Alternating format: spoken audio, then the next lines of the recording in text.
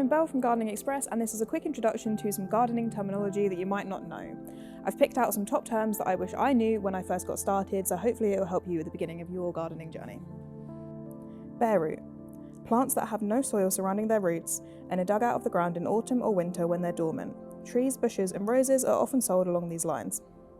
Deadhead. The process of removing dead flowers from a plant in order to promote new growth and additional blooms. Deciduous. A plant that annually sheds its leaves. Ericaceous. Used to refer to plants that thrive in acidic soils but cannot tolerate alkaline soils which contains chalk or lime.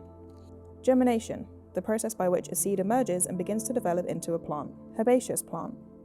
A non-woody perennial plant with underground rootstocks or a woody base that typically dies back in the winter and goes into dormancy. Spring is when growth begins again.